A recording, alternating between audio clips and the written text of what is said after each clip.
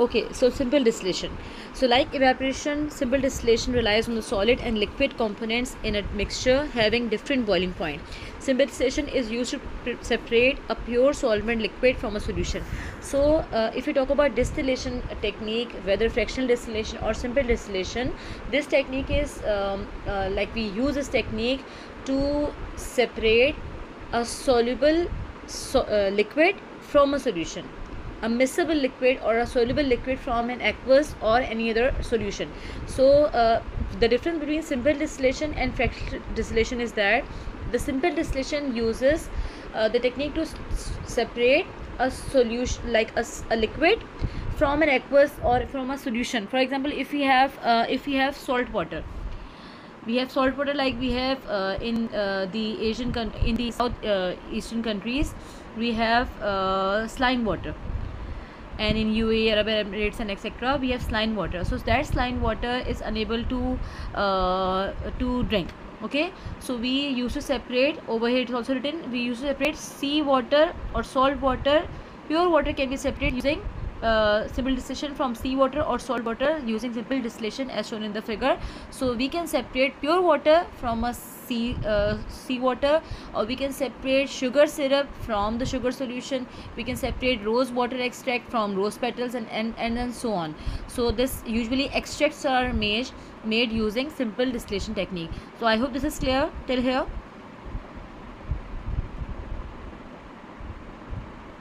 Okay, so let's move forward. Now this is the diagram you separate like a pure substance, a pure solvent from a solution. So let's start from the first step. Okay, now in CA exam they use this diagram quite often, and they give this diagram in the exam and as well as in ATP. Both of the topics like both of the papers cover this topic, and even this topic comes in P1. Over there also the similar apparatus is drawn and there are different changes made, and they will ask you what are the errors, identify the errors and how you can correct the errors from. So you have to carefully look at this diagram. So number one, the salt water is heated, so we are basically separating pure water from the sea water. So number one, the salt water is heated, boiling chips are added to smooth boiling. At 100 degrees centigrade the water boils, the vapor rises and enters the condenser through the exit side arm of the distillation flask. So first of all, we have to take the mixture, the solution, and first of all simple distillation takes the advantage of the boiling point of two the miscible liquids. Okay, so over here we have only one liquid and the other one is solid. For example, salt is a solid over here and the sea water will be liquid over here. So we are going to heat the solution in the distillation flask, and first question that they ask in the exam is where the bulb of thermometer is to be placed. Where the bulb of thermometer is to place, they giving you in exam the right position is already drawn at this diagram. That is point, usually it is point B, this is point A, point B, point C, and then sometimes they insert the thermometer inside the liquid and they ask you that point D. And in exam they ask you what is the right position to place the bulb of thermometer. So it is placed at point B. So can you tell me why we have placed it at point B and not into the solution?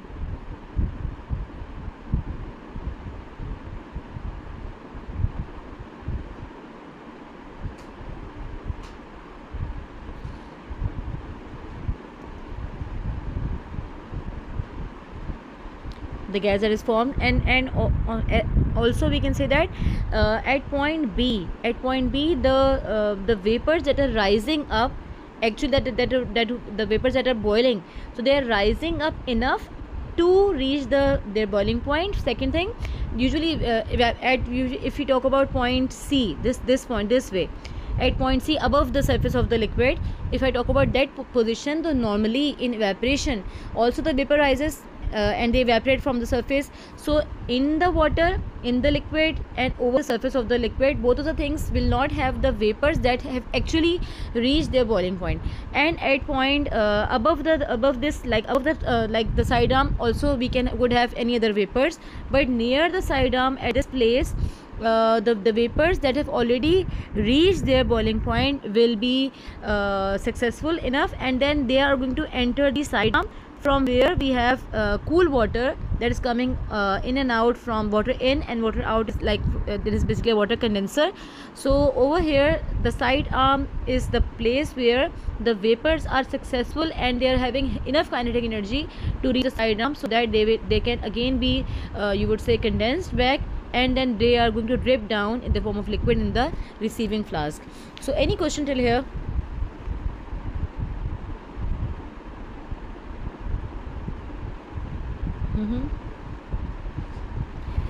Okay, so I'm going to explain you thermometer. First of all, tell me, is it the okay, first of all, let me again tell you that we are going to do distillation of seawater, and we are going to collect the pure water from the seawater. So if we just go in detail, just imagine you have added you have taken a tablespoonful of salt at your home, okay, and you have added 1 glass full of water and then mix it. Okay, so now you have to separate that pure water from that salt water. At home you're doing it. So how you can do it? How you can perform in a school laboratory the similar experiment, in which we are going to take out the pure water from the sea water, or from the salt to saline water. Fine. So first of all, in the very first step, we have to take the distillation flask. First thing, we have to add the solution, as it is already added in the picture is also showing. Then we have to add a rubber cork or a wooden cork over there, in which we have to pass thermometer. That wooden or rubber cork already has a hole inside it, okay, so that from that hole we are going to pass the thermometer, and we also have to pack the lining of that like that side arm or that wooden cork, so that no gas is going to escape from this from the pores of the thermometer, and from the gap of the thermometer and that wooden cork or rubber cork. Fine, till here is it clear? Now the position of thermometer bulb, the sensor that is over here, it's red in color, that the sensor, you must have seen thermometer. So the sensor plays a vital role in detecting the boiling point of the liquid that is passing the side arm and finally getting condensed back into liquid again. Okay, so the position of thermometer is very important. So first of all, in CI exam they give you 4 positions. First position is above this side arm, this is A. Second position, at which the side arm is already placed in the diagram, this is A, this will be B. Third position is here over the surface of liquid, and the fourth position is under the into the liquid, that is point D. So they ask you identify, sometimes they ask you to label, sometimes they ask you to draw the side the sensor of thermometer. Okay, so at point A, why it is incorrect? Because it is not having it is not detecting the actual temperature of the vapors, because they are not entering the condenser. Basically we are concerned with the vapors that are entering the condenser, because they are going to distill off as a pure liquid at the side arm. So A is incorrect, B is correct. Why is B is correct? Because at point B thermometer is placed, because the vapors that are entering the condenser will be the vapor of pure liquid, okay, and that pure liquid is coming out in the liquid form afterwards. So B position is correct. If clear?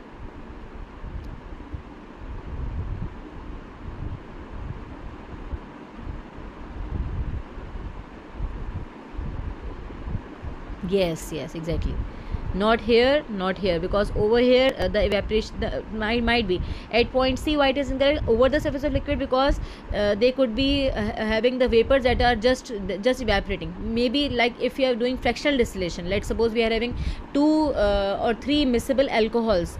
So if we measure the temperature over here, let's suppose we have hexanol, propanol and butanol. So definitely at the surface of liquid the other vapors would also have been evaporating. So we cannot measure the temperature of of pure liquid that is coming out in the receiving flask at this place, not even under the liquid. So this is the right position where we can detect the boiling point of pure liquid that is coming out in the distillation flask, and so that we can collect it, and then further we can identify, like if something is coming, like for example, if we are distilling a solution of ethanol and water, so that ethanol boils off at 78 degrees centigrade, and the water boils out at 100 degrees centigrade. So if a liquid, the liquid is unknown, if some liquid is coming out at 78 degrees centigrade, then definitely we can identify, because boiling point is something that is an identification feature of a liquid.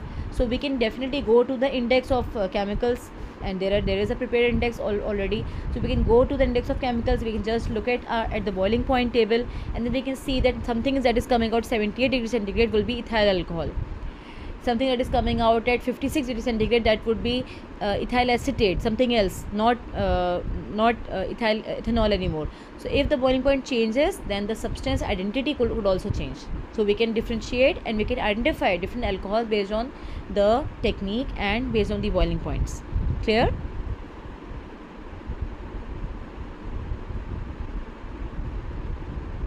Okay, so let's move forward.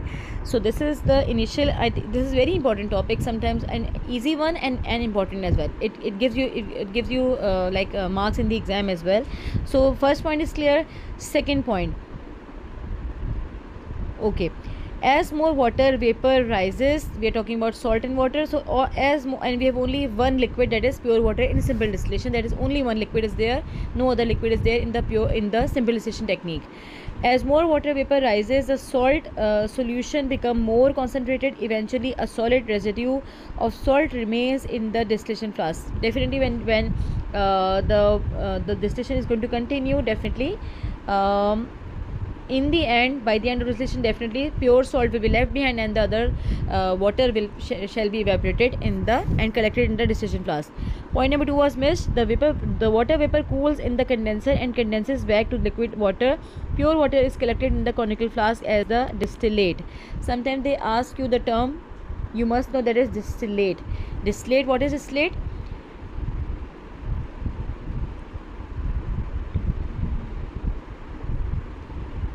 Yes, the distillate is the liquid that is coming or that is getting received in the conical flask after the process. Are you there? Okay, so is it clear? Distillate that is coming out. Acha, there are two things, like the vessel in which we are going to collect the liquid is known as receiver. So remember this term, receiver, and the liquid is collecting is known as distillate. Over it is also written. Chalein ji. Now as more water vaporizes, salt solution becomes more concentrated, and eventually final product that is left inside the distillating flask. This is distillation flask written over there, and this is receiver, and the substance that is inside this receiver is known as distillate. Now two things. In ATP exam, you must have seen many times that they change the arrows. Sometimes in the labeling, sometimes they ask you to label the arrows. So is it clear with you that water is coming in from the downward arrow, and it's getting out from the upper arm? The lower arm or lower entrance or lower entry will be for the water in, and the upper entry will be for the water out. Why is it so? Can I change these positions?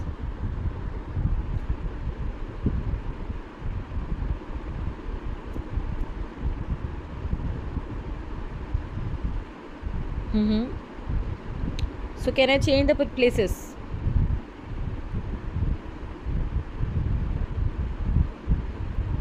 So if I change this, the arrows as water in will be this, and water out will be this. What is the disadvantage? We are entering cold water. Cool water is coming in and getting out after getting warm up by the vapors. So continuously cold water is coming in and it's going out, and it is basically recycling. So can I change the arrow's direction?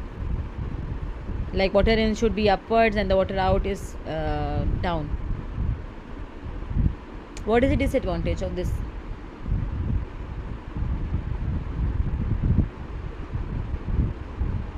Not enough probably equal. Why? Due to the effect of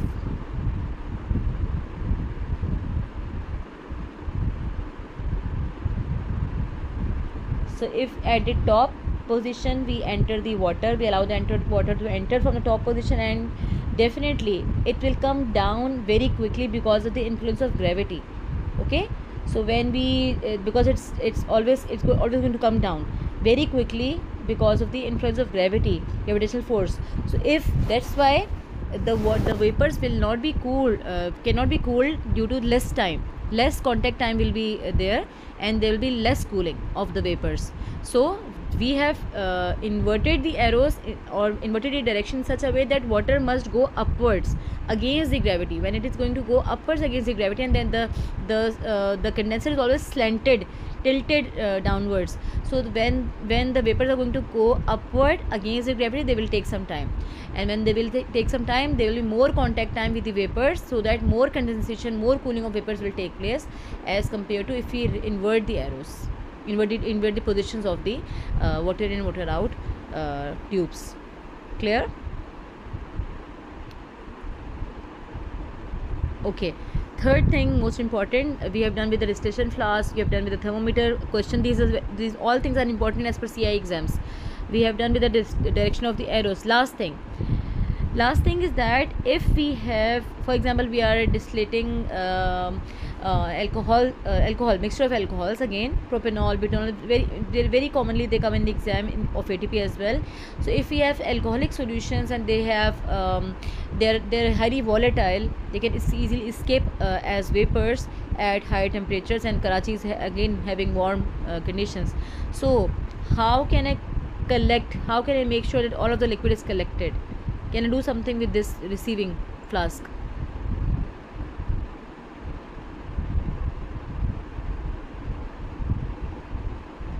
You can cover the entrance. अच्छा ठीक है. और good point. I am going to explain it something with this point as well. जी बेटा. Second thing. और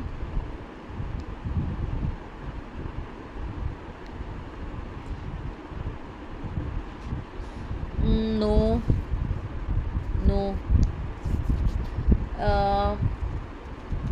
अच्छा एक बात मैं अभी दो बातें बतानी है. There are two things that I must mention. एक तो आपने खुद ही पॉइंट बता दिया, मैं माइंड से निकला हुआ था. देखिए पहली बात तो मैं अपनी बात कंप्लीट कर लूँ.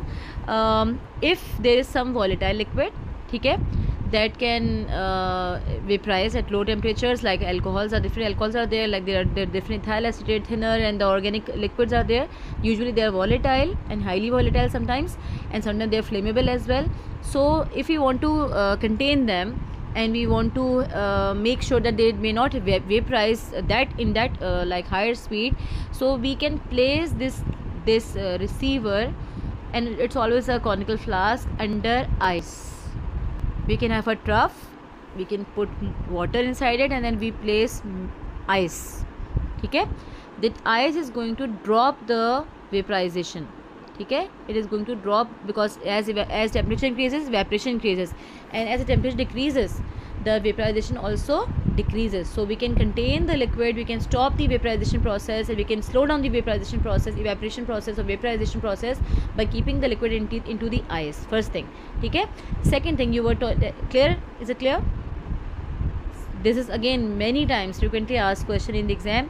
First thing, I think it's clear. So you have to keep inside the ice. Second thing, never ever, sometimes they lock, like they made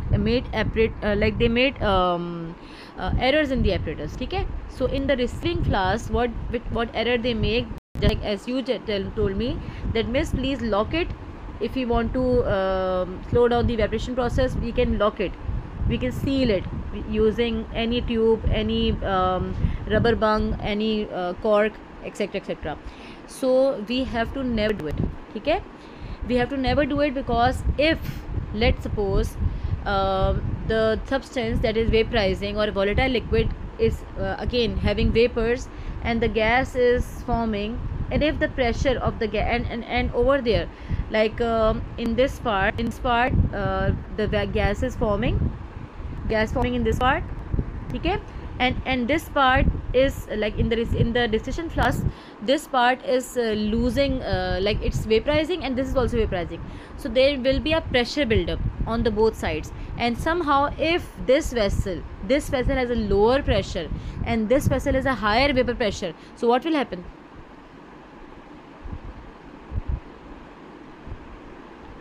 Because over here it is fire is continuously going on, we're heating the mixture, we're heating the distillation flask, all of the liquid has gone into the receiving flask, let's suppose, and the receiving flask is also vaporizing, so and we have locked it. So what will happen? Again, explosion will occur, and the term is you don't have to do this because of the pressure, to avoid, in the marking scheme it is written to avoid pressure buildup of gases, so that the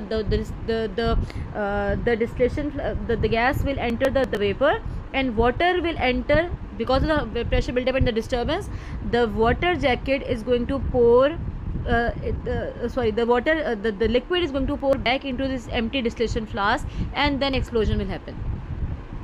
Because this might be empty, it will be emptied, and a vacuum will be created, so all of the gas will be gone into this part, and then explosion will happen. So it is very dangerous, and you should never lock the apparatus in the receiving part if you have a volatile liquid, okay. So never have to do that, and many time in the ATP part especially, the same question is asked. Clear?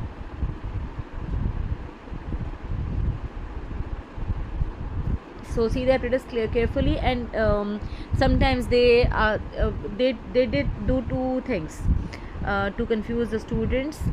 First thing, they made usually they make two type of changes in the apparatus. First change is they change the direction of these arrows, okay. Second thing, they lock the apparatus. Most common, these two errors they usually do in the exams. Many times I've seen that, and they ask you to identify two errors. Usually students are able to identify these errors, but they are unable to see this one, okay. So remember these two things, it will help you in the future. So I hope it is clear. Any question?